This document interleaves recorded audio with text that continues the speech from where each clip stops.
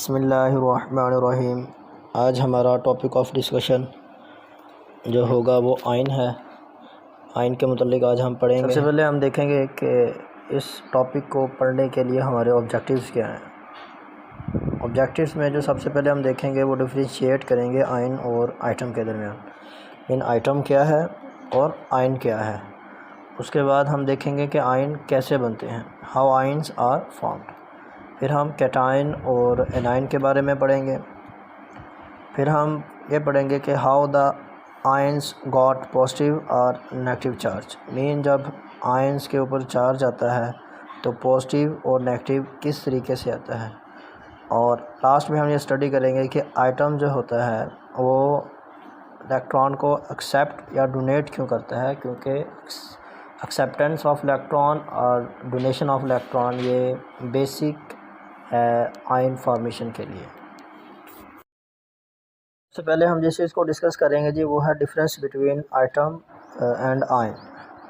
Basically जो item होता है ये न्यूट्रल पार्टिकल कह लें, इस पर कोई चार्ज नहीं होता और इसमें प्रोटॉन और इलेक्ट्रॉन की तादाद वो बराबर होती है। ठीक है, मतलब इक्वल प्रोपोर्शन में होते हैं इलेक्ट्रॉन भी और प्रोटॉन भी, जिसकी वजह से एटम जो होता है वो न्यूट्रल होता है। जबकि जो आयंस है ये electrically charge particle, ion electrically charge particle होता है। दूसरे नंबर पर आयन पे कोई ना कोई चार्ज ज़रूर होगा, वो पॉजिटिव भी हो सकता है, वो नेगेटिव भी हो सकता है। और जो आयन होता है ना, इसमें इलेक्ट्रॉन और प्रोटॉन की तादाद कभी भी बराबर नहीं होती।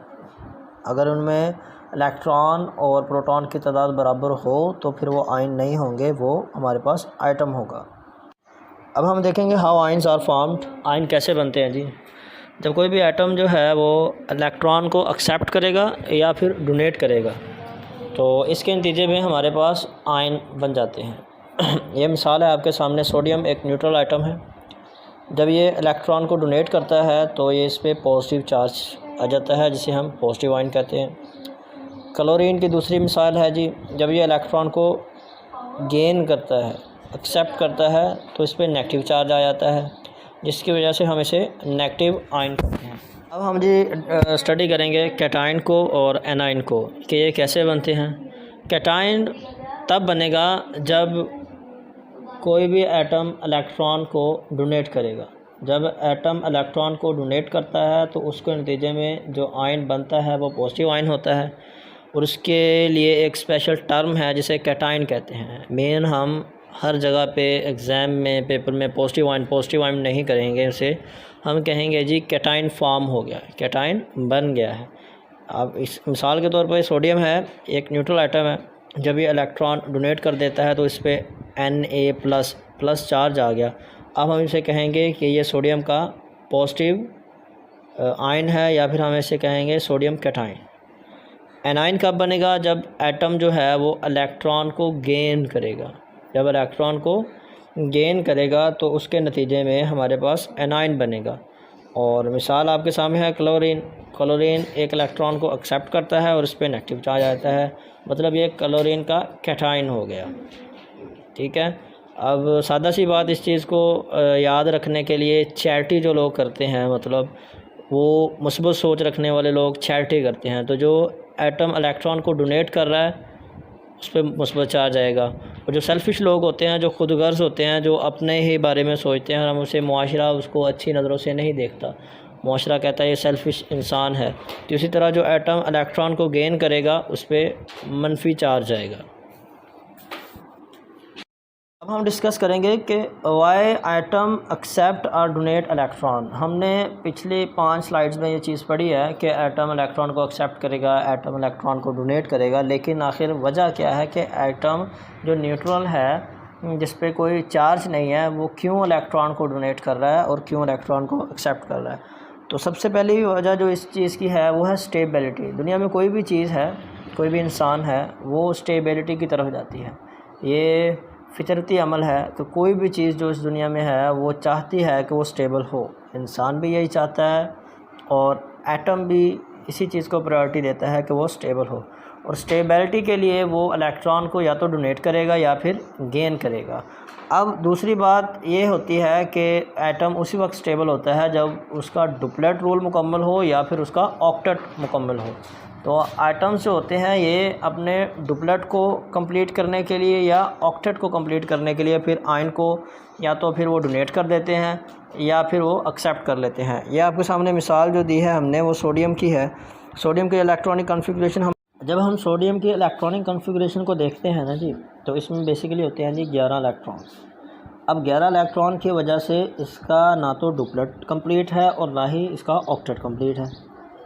तो ये करता क्या है कि ये एक इलेक्ट्रॉन डोनेट कर देता है। जैसे ही ये इलेक्ट्रॉन एक को डोनेट करेगा तो इसमें टोटल जो इलेक्ट्रॉन हो जाएंगे वो 10। पहले शेल में आ जाएंगे 2 और दूसरे में आ जाएंगे 8। और जैसे ही इसके सेकंड शेल में 8 इलेक्ट्रॉन आएंगे तो इसका ऑक्टेट कंप्लीट हो जाएगा और ये स्टेबल हो जाएगा। तो इसी तरह बाकी जितने भी आइटम्स होते हैं वो अपने आप को स्टेबल करने के लिए इलेक्ट्रॉन को डोनेट करते हैं या फिर गेन करते हैं। जब हम क्लोरीन की बात करेंगे तो क्लोरीन में बेसिकली होते हैं 17 इलेक्ट्रॉन।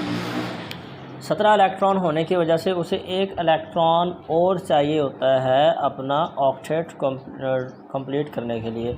तो फिर वो क्या करता है कि वो एक इलेक्ट्रॉन को क्या करता है, ले लेता है किसी भी एटम से, जिसकी वजह से उस पर मनफी चार्ज आ जाता है।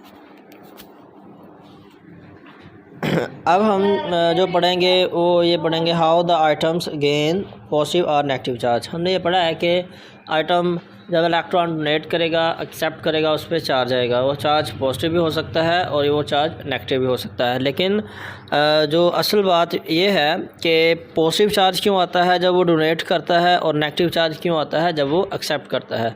बेसिकली होता ये है कि जब एटम न्यूट्रल होता है तो उसमें इलेक्ट्रॉन की और प्रोटॉन की जो तादाद है वो बराबर होती है।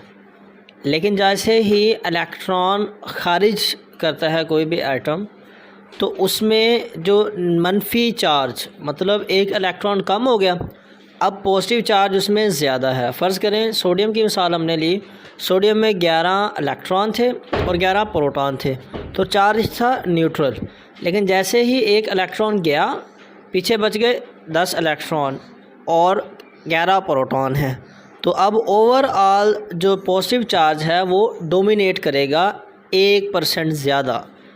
10 पर +10 और -10 तो कैंसिल आउट हो गए, लेकिन पीछे क्या बचा, +1। तो इसलिए सोडियम पे जो चार्ज आता है वो +1 आता है, क्योंकि इसी रेशो से वो डोमिनेट कर रहा होता है सोडियम आइटम के अंदर।